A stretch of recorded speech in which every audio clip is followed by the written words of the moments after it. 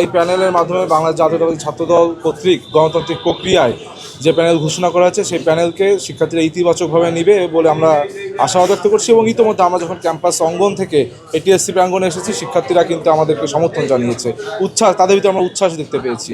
এবং ঢাকা বিশ্ববিদ্যালয়ের শিক্ষার্থীদের 5টি মৌলিক অধিকার তাদের এই একাডেমিক পরিবেশে যেন তারা নিশ্চিত করতে পারে, ক্যাম্পাস প্রিমাইসেসে যেন তাদের যে 5টি মৌলিক অধিকার সেটা স্বাচ্ছন্দ্য উপভোগ করতে পারে, এর জন্য যা যা করণীয় সেটা আমরা ইস্তাহারের মাধ্যমে তুলে ধরবো।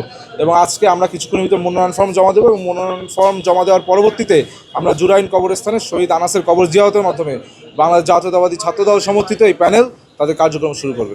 ষড়যন্ত্র তো প্রশ্ন ওঠে না, শঙ্কারও প্রশ্ন ওঠে না, কেননা সম্পূর্ণ গণতান্ত্রিক প্রক্রিয়ায় ঢাকা বিশ্ববিদ্যালয় ছাত্রদল এবং বাংলাদেশ জাতীয়তাবাদী ছাত্রদল কেন্দ্রীয় সংসদের মতামতের ভিত্তিতে এই প্যানেল গঠিত হয়েছে।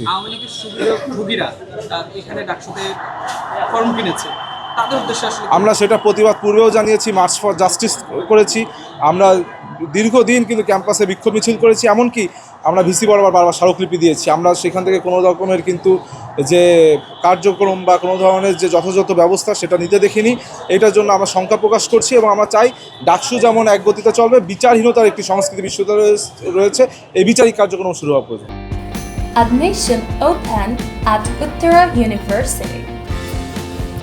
জুলিয়াস সিজারের ব্যাপারে ছাত্রদল কি পদক্ষেপ নিয়েছে? এই ব্যাপারে বিশ্ববিদ্যালয় প্রশাসন যে পদক্ষেপ নেবে সেই পদক্ষেপকে আমরা স্বাগতম জানাবো এবং আমরা আশা করি তিনি যেহেতু অনেক শিক্ষার্থী প্রতিবাদ জানিয়েছে, বিশ্ববিদ্যালয় প্রশাসন তাদের যথাযথ আইনি পদক্ষেপ নেবে। প্যানেল ঘোষণার বিলম্বের কারণটা একটু বলবেন।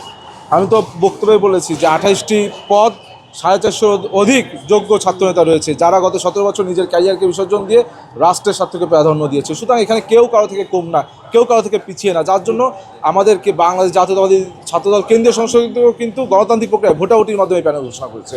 ধন্যবাদ। আমি তানভীর হামিম, শেখ তানভীর হামিম, আমি হচ্ছে জিএস প্রার্থী, বাংলাদেশ জাতীয়তাবাদী ছাত্রদল।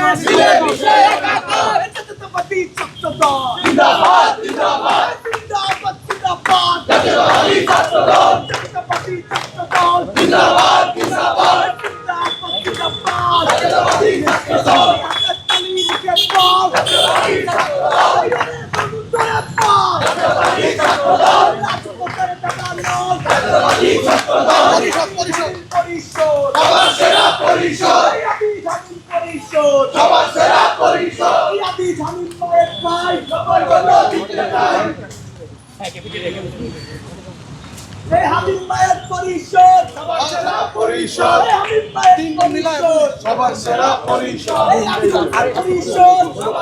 পরিষদ